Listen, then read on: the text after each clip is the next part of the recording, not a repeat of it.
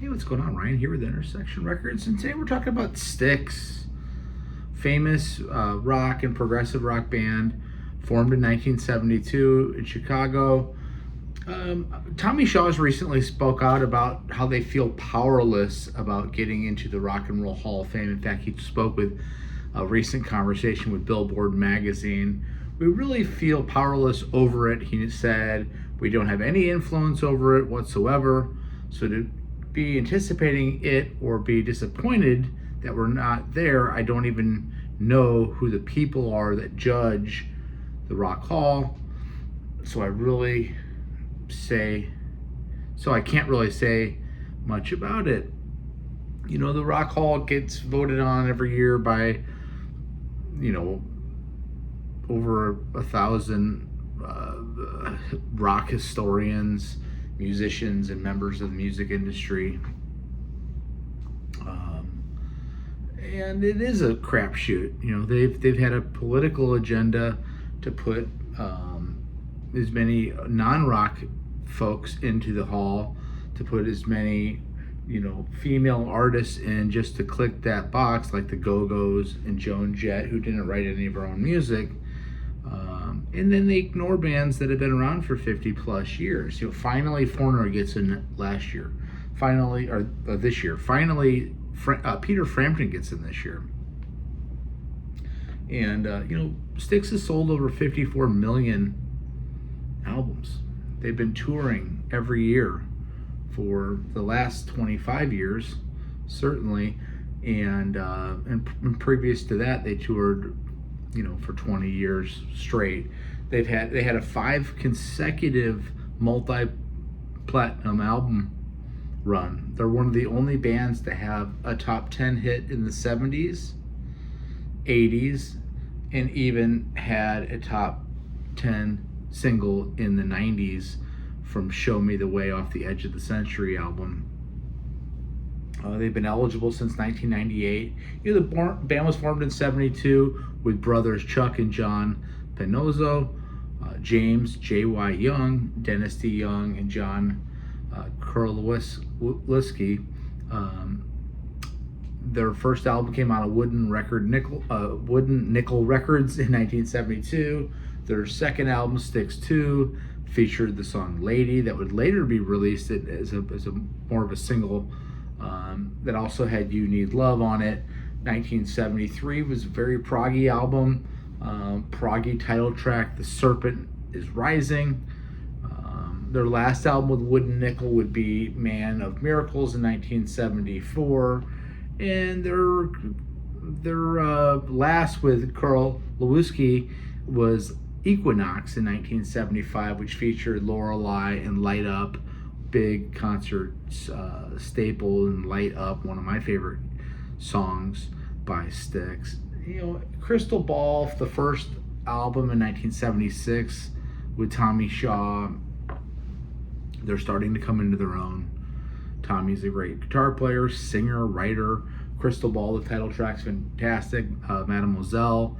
In 1977, their best album, probably their seminal record, is The Grand Illusion. It sold, some people say, as many as 6 million copies. Come Sail Away, the title track, Grand Illusion. Fooling Yourself, Miss America.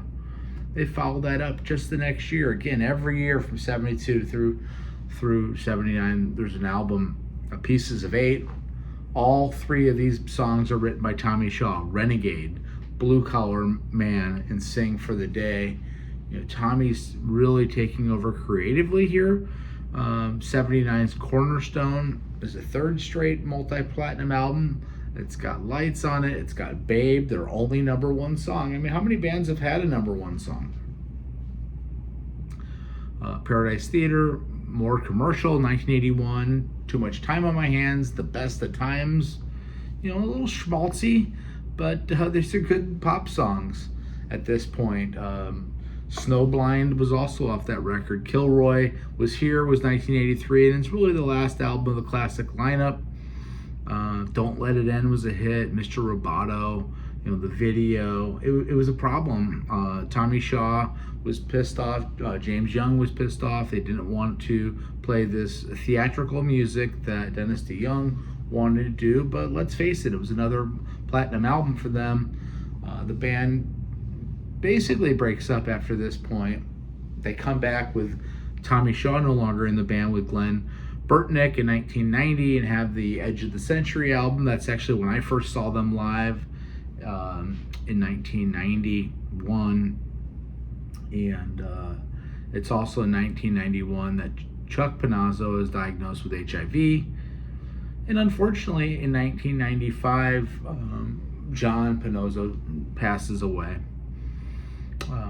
The band decides to stay together, and they bring in Todd Zuckerman, who's a fantastic drummer. In 1999, the band, along with Tommy Shaw and JY and Chuck and Dennis DeYoung Dennis DeYoung, do their final album with Dennis DeYoung, A Brave New World.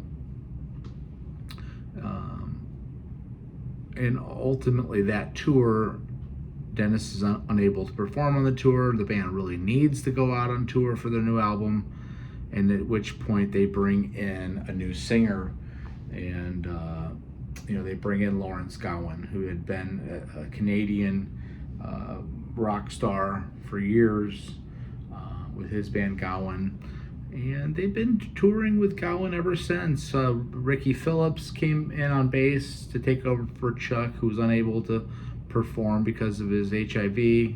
Chuck is still alive with HIV. Ricky played with the band all the way up until this year, where Lawrence Gowan's brother, Terry Gowan, took over on bass. I'm going to go see them on Tuesday, next Tuesday, the 18th of June, for the first time since 1991. I've never seen them with Lawrence. I've never seen them with Zuckerman.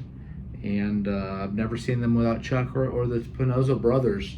But I'm excited to see that. Tommy says if it happens, it happens. If that's things meant to happen, it will, he says. Excuse me. Regarding the band's chances at induction, we just know that our fans love us, and we know that our music is good before we let them hear it. They're going out with Foreigner and John Waite on the Renegades and Jukebox Heroes tour. That starts June 11th in Grand Rapids, and that was last night. So the tour runs through September. Again, I'm going to see them next week. Check out my channel. We do shows every single day. Peace out. See you.